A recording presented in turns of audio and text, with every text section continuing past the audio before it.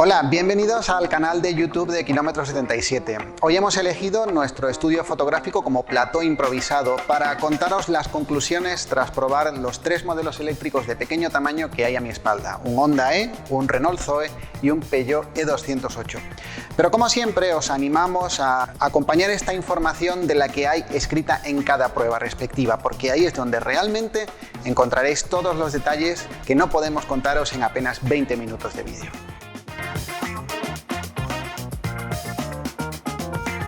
El primer contendiente es el Honda E, que mide 3,9 metros de longitud, es decir, igual que un Toyota Yaris, es el más pequeño de los tres.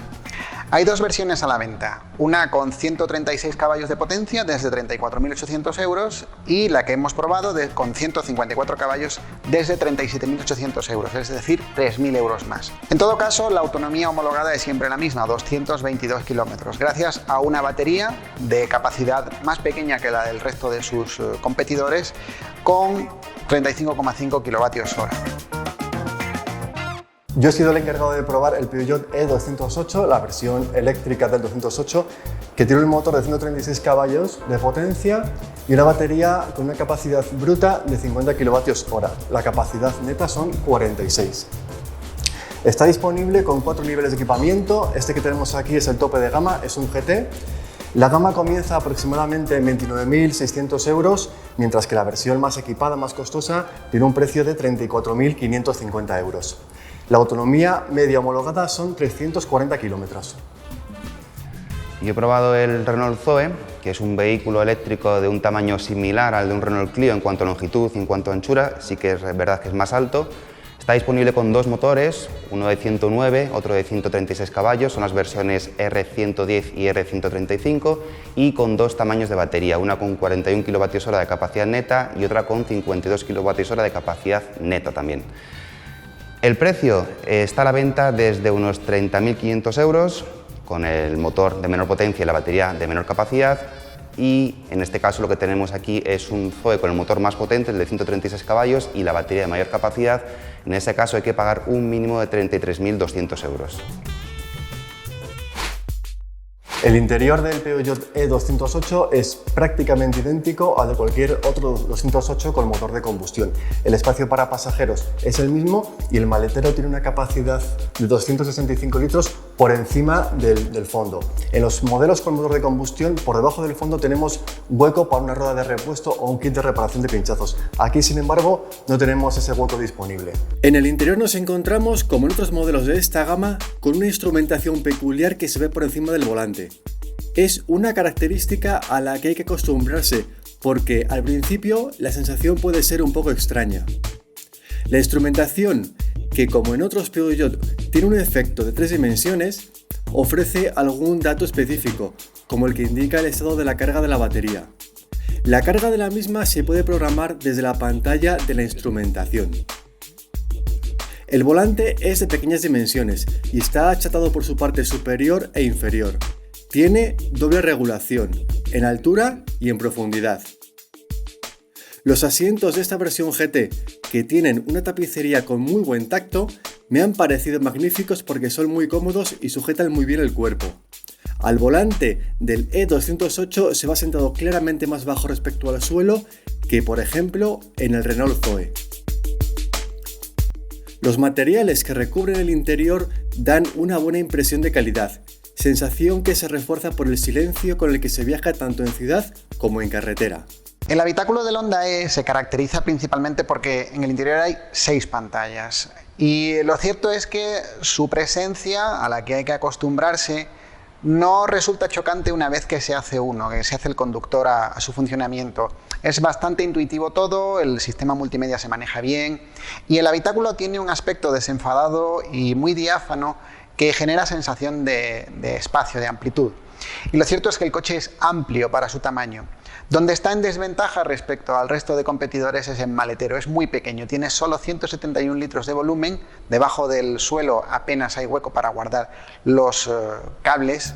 En el Honda E, la colocación vertical de las 5 pantallas del salpicadero evita que se produzcan reflejos bajo el parabrisas.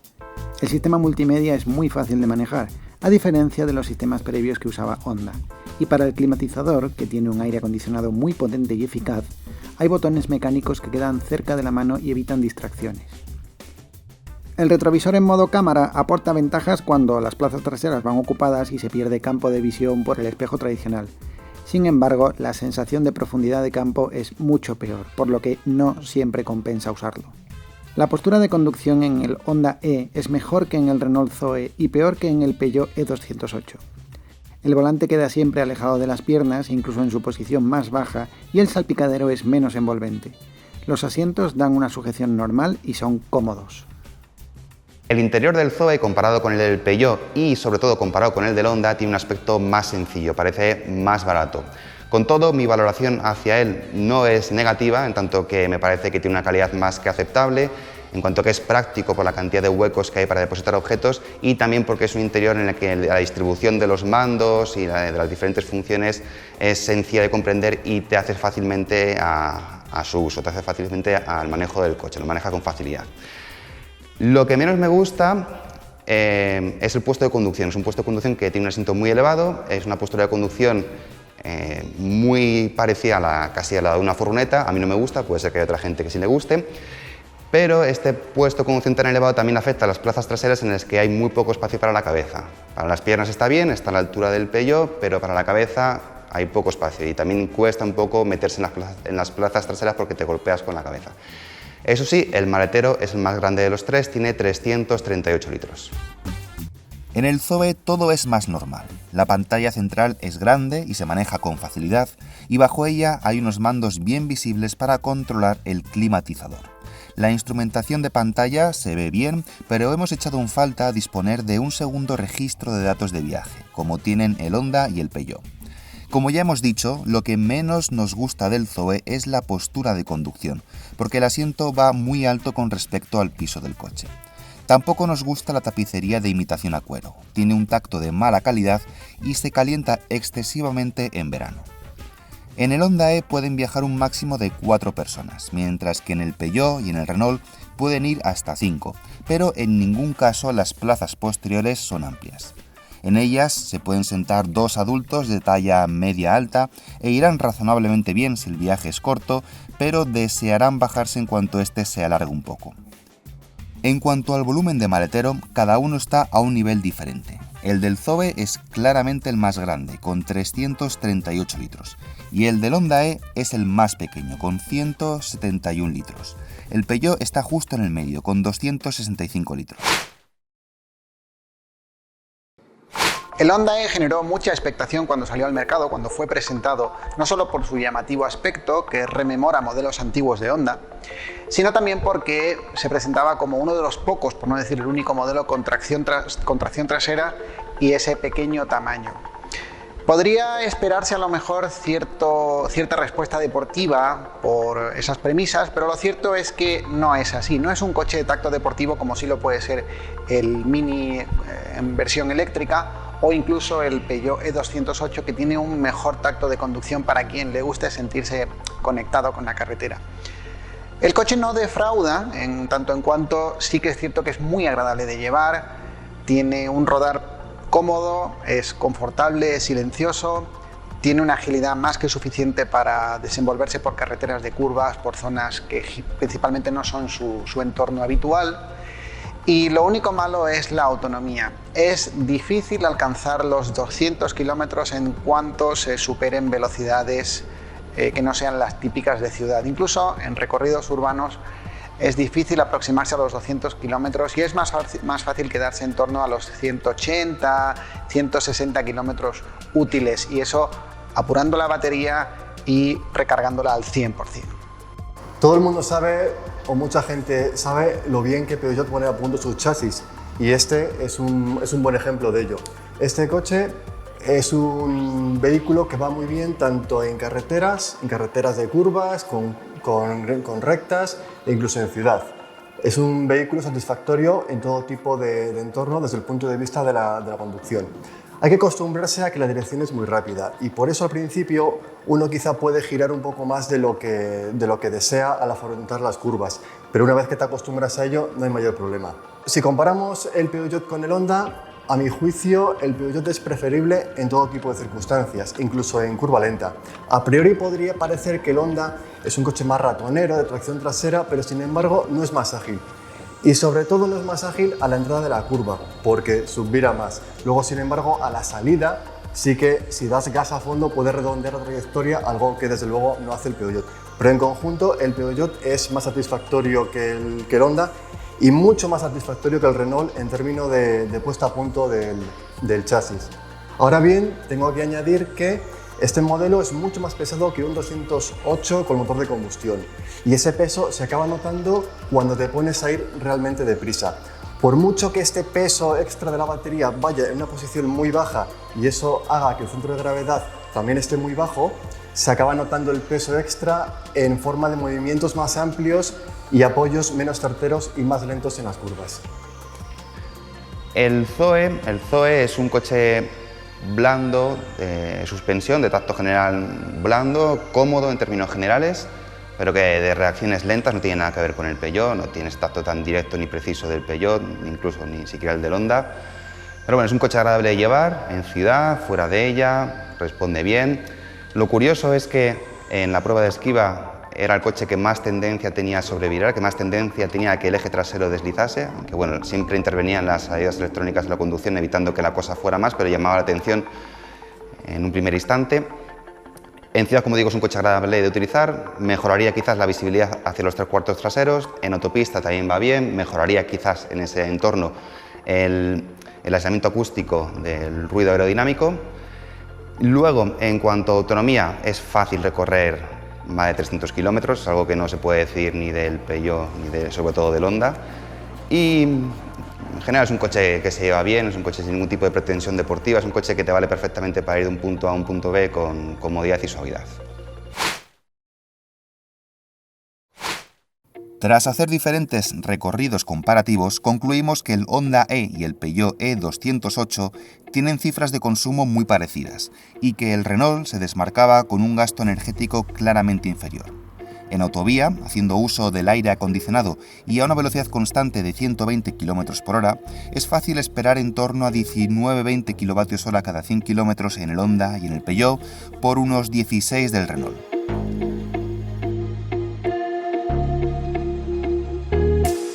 Uno de los recorridos urbanos que hicimos con estos tres vehículos a la vez fue por Toledo, donde hay calles estrechas y muchas cuestas. El más eficiente en esta prueba urbana de consumo volvió a ser el Zoe, con una media de 18,3 kWh cada 100 km, seguido del Peugeot E208 con 19,9 kWh cada 100 km y por último por el Honda E, el más ineficiente en este aspecto, con 21,2 kWh cada 100 km. Solo en carreteras de doble sentido a ritmo tranquilo hemos conseguido bajar hasta 13,8 kWh cada 100 km con el Honda E, y es donde sería más factible acercarse a la autonomía homologada de este vehículo. El mayor tamaño de la batería del Peugeot y sobre todo del Renault son una clara ventaja para parar menos veces a cargar en caso de realizar un viaje largo. Llegados a este punto, conviene detallar los neumáticos que llevaba cada unidad. Tanto el Honda como el Peugeot tenían unos Michelin Pilot Sport4, unas ruedas con una orientación más deportiva que los Michelin Prima C4 del Renault Zoe, y que, en teoría, dan más agarre, pero ofrecen más resistencia a la rodadura. Es posible que los consumos que hemos comentado disminuyan ligeramente con los neumáticos que llevan de serie las versiones menos equipadas de cada uno de estos modelos, ya que son unas ruedas más estrechas. No sé qué me han parecido las prestaciones, a mí me parecen acordes con la potencia de ambos coches. Zoe y Peugeot han estado muy parejos, casi han calcado las cifras. Y el Honda, que es un poquito más potente, pues ha sido un poquito más rápido. O sea, la diferencia, si mal no veo, ha sido de unas 4 décimas con el más lento, que es el Zoe, en la medición que nosotros hacemos, que es el 80-120, que es, digamos, la más práctica en el día a día, porque es la que te refleja cómo rápido harías un adelantamiento en carretera, por ejemplo, en autovía. Sí, con ese nivel de prestaciones te puedes mover con mucha agilidad por la ciudad, incorporas una vía rápida en muy poco tiempo.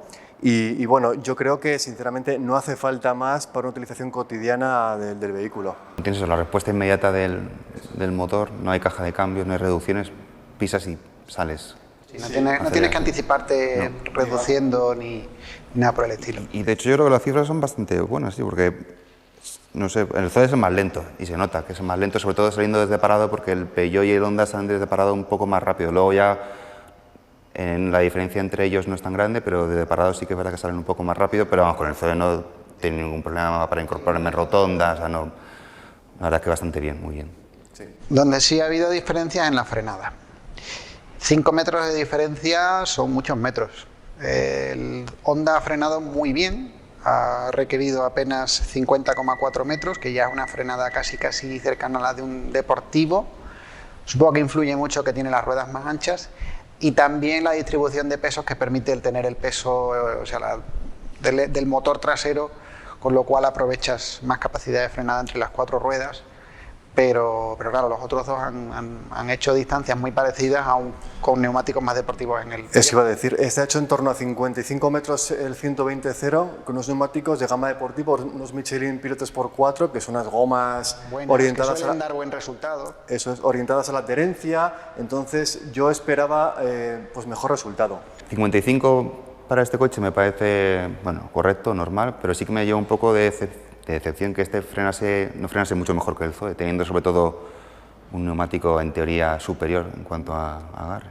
No sé qué tal responde el coche en cuanto a frenada, no hace nada extraño. El Honda, me da la sensación de que quizá el Zoe sea el que más hunda el morro, ¿no? Porque tiene el... Es más blandito, pero luego en curvas, si pisas el freno con el coche apoyado en curva, el coche no... Sí, como es muy blandito, sí. Lo único que hace es... O sea, no, desde el punto de vista de la seguridad o de reacciones no hay nada especial que destacar. El coche lo hace bien, Y el Peugeot, pues, la habitual buena pisada de los Peugeot. Sí, buena pisada, la frenada a tope muy estable, muy recta, el coche no se meneaba, el morro tampoco se hundía demasiado. Yo creo que salvo la distancia, que ha sido un poquito larga, la calidad de la frenada ha sido óptima. Bueno, vamos ahora con un pequeño apartado de técnica, vamos a intentar hacer que sea rápido para no aburrir y si os quedáis con ganas de saber más, pues acudid a nuestra página web, Kilómetro 77, porque ahí tenéis más información. Bien, tenemos 3 coches con motores eléctricos síncronos. Síncronos quiere decir que el rotor gira a la misma velocidad, a las mismas revoluciones que el campo magnético giratorio del estator.